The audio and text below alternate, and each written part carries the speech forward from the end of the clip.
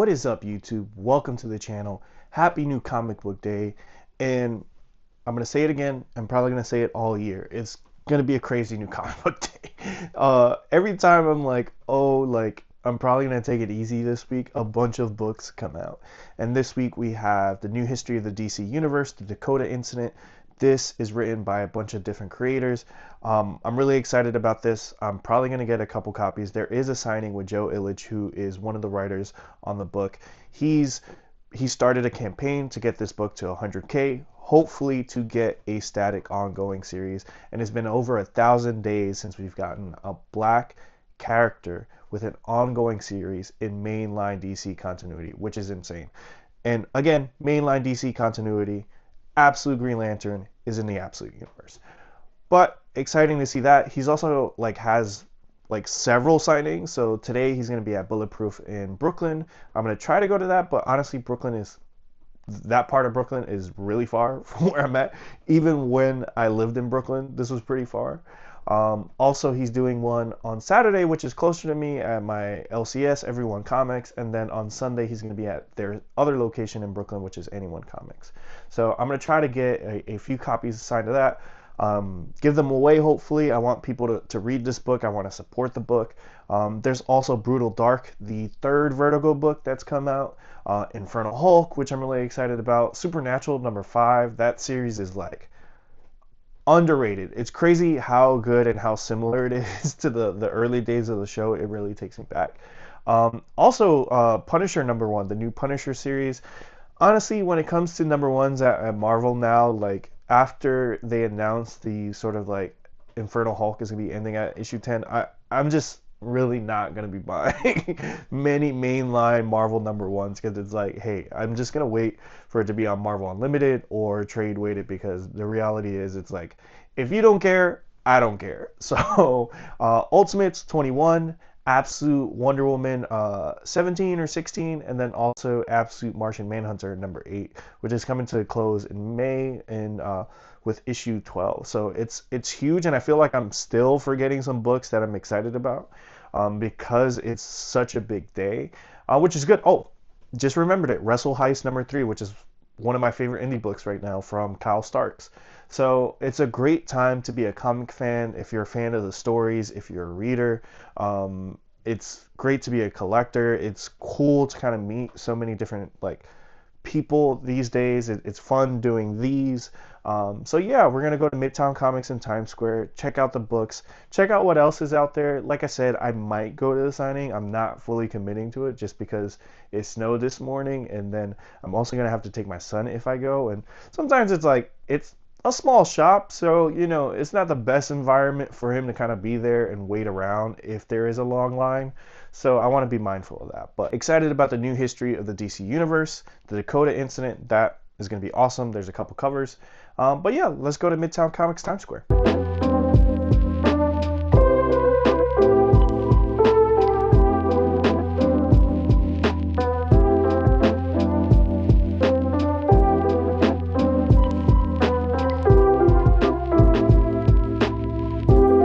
So here we are at the mothership, Midtown Comics Times Square. If you've watched any of these vlogs, you know that I come to this shop in particular because I love shopping around, and Midtown Comics Times Square is the biggest shop in the city. Also, they are packed with new stuff. So I am a Wednesday warrior. I like to shop around on the shelves. I like to browse the toys, even though the reality is I've never bought a toy from Midtown Comics. I think maybe one time I bought one, maybe a Funko or something like that. But I do like looking at them, and I do like seeing some of the new stuff that comes in, because then I'm like, hey, maybe I could find it somewhere else a little bit cheaper. Or maybe I'm like, hey, this is really cool. And now that I see a Silver Surfer Scotty Young, I realize that I bought a Groot Scotty Young figure from here once. That's the one figure I bought from here. So yeah, there's that. They do have a good selection of back issues when it comes to modern stuff.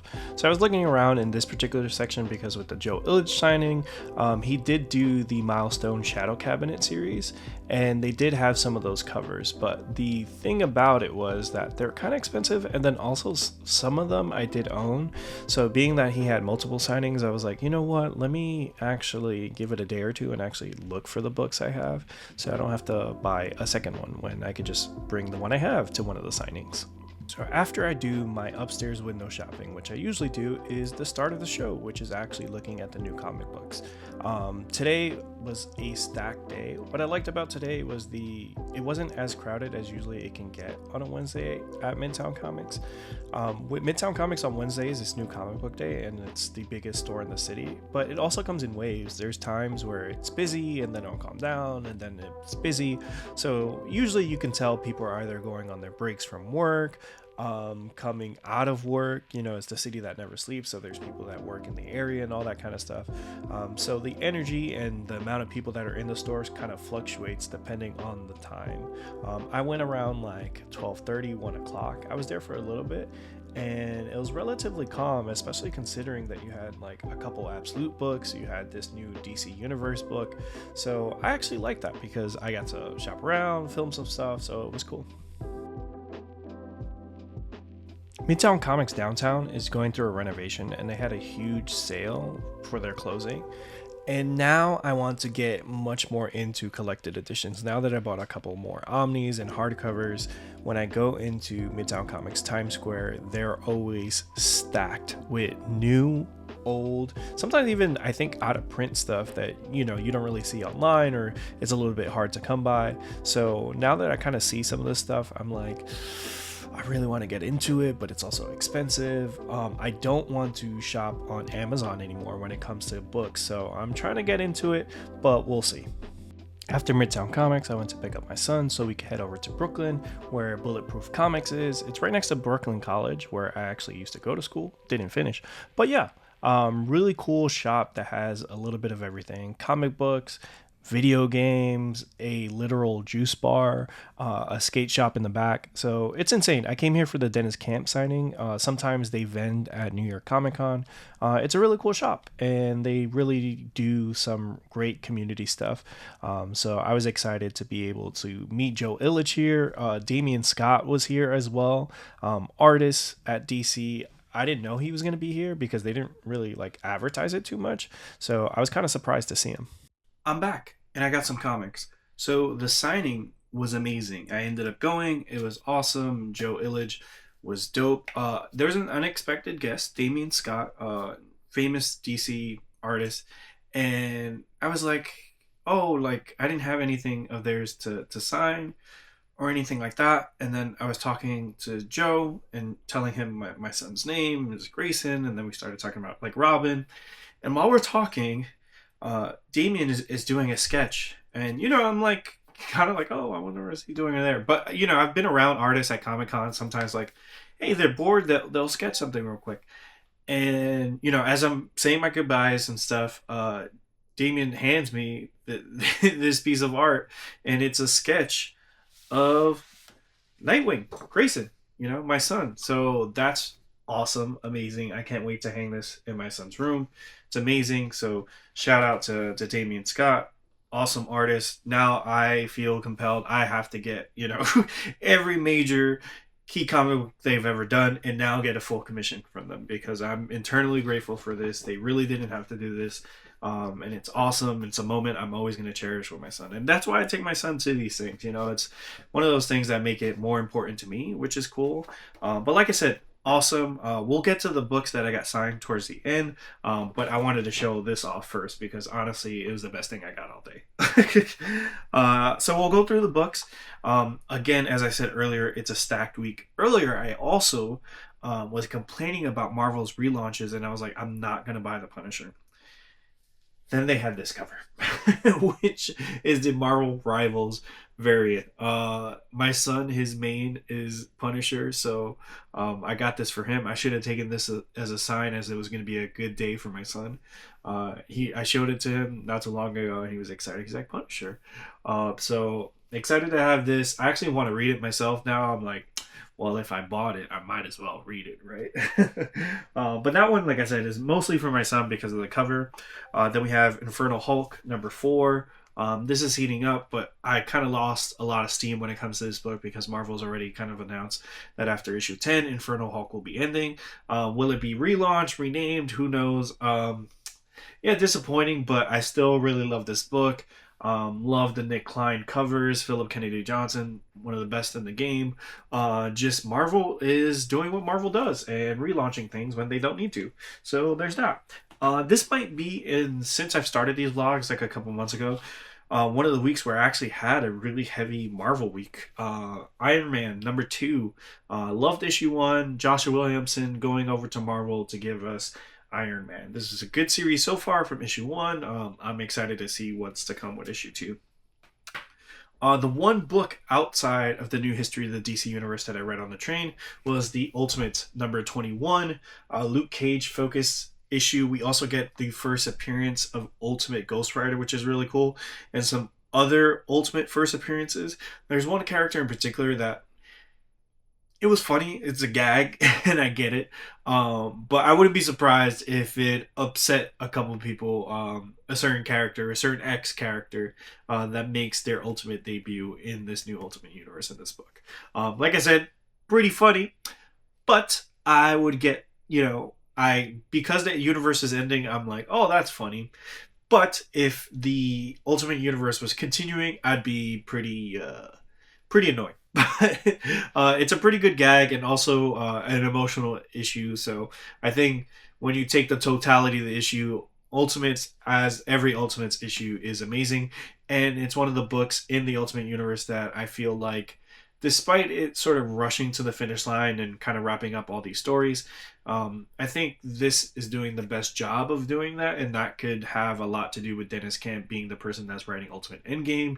So they feel like a little bit more tapped in, and also Ultimates is kind of like the linchpin book for this Ultimate universe. But Ultimates 21, great Luke Cage cover.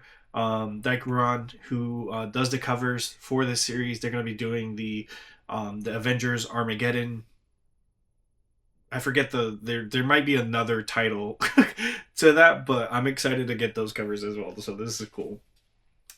And then keeping it in the Dennis Camp is Absolute Martian Manhunter #8. We only have a couple more issues till this ends. Based on the cover of this is going to be a really emotional issue, so I'm excited to read that. Then Absolute Wonder Woman #17, the kind of second appearance of the Absolute Suicide Squad. Again, when it comes to the Absolute Universe, there's not much to say outside of it's awesome. But definitely have to catch up on that series. And then Vertigo is keeping it going.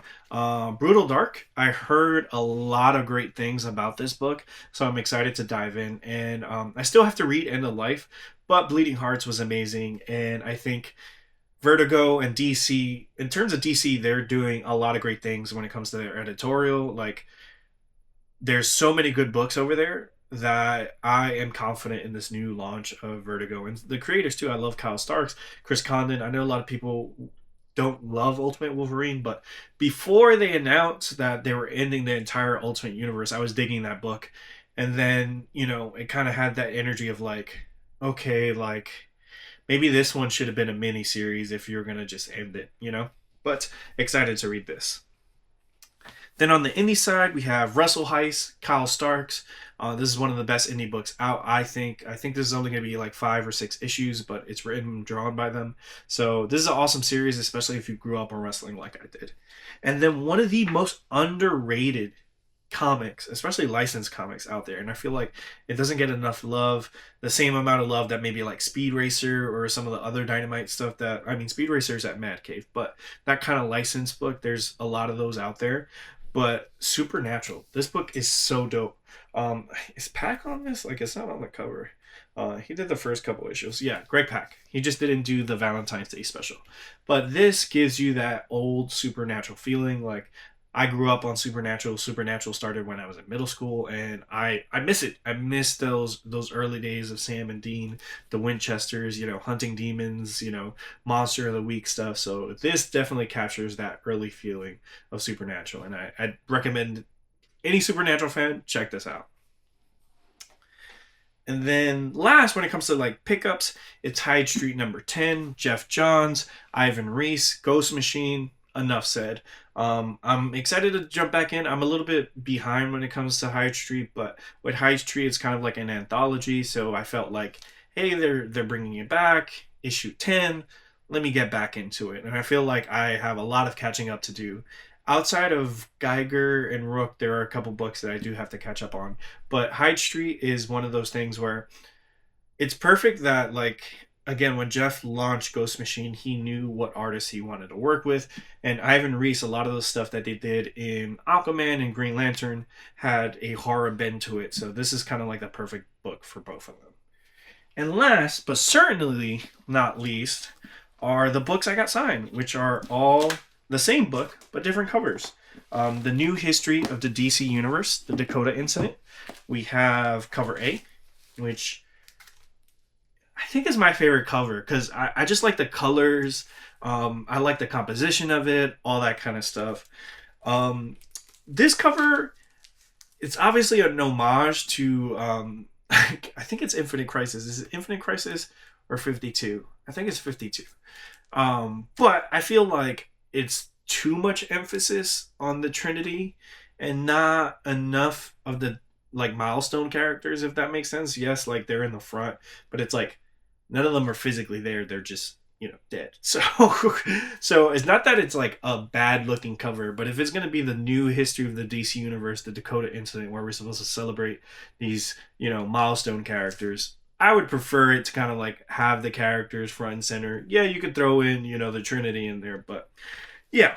Like this one. This cover is probably my second favorite. I'm missing the fourth. There is a fourth one, which is Icon and Superman. That cover, I was hoping to get at Bulletproof because I was like, you know what? Let me get 3 at Midtown, and then I'll buy one at Bulletproof. And I think the one I bought at Bulletproof was this one. Yes, that's why it has a COA. So I bought this one, and I bought these 2 at Midtown. So I have one more cover. I do have a copy waiting for me at my LCS, Everyone Comics. Joseph Illidge is also going to be signing there on Saturday and then doing a Q&A. So I'm probably going to get that signed there and try to get that 4th cover at Midtown Comics so I can have all 4 signed, and then maybe do like a giveaway or something like that. I did just hit 10K on Instagram, which was really cool. But it was dope. Like, Joe was a really down-to-earth guy. And it was cool to kind of share a moment because I did read this on the train, and it was like surprise. Like, I thought it was supposed to be like in my head, it's a Black History Month book, and usually those kind of like can have an anthology feel where it's mostly celebrating the characters in a positive light. But this was like really like heavy and emotional, and yes, at the end is teasing things to come, but it's very like timely and in a good way. Like it kind of like took me by surprise. Like, it's really about sort of like these, the milestone characters, and it's very meta in the sense that like, hey, their history is constantly, at odds of sort of like the mainline DC universe. Whereas in this book, you have the Lex Luthor's government sort of like making his move on Dakota City. So check it out. It's really like intense. Like I recommend taking a seat and but you do get excited. I at least got excited at the end, and I hope they follow up on it because Joe Illidge's last book, which was in the sort of like milestone universe, the Shadow Cabinet, had a really great cliffhanger that teased stories to come, and I don't think there's going to be much follow up on that. So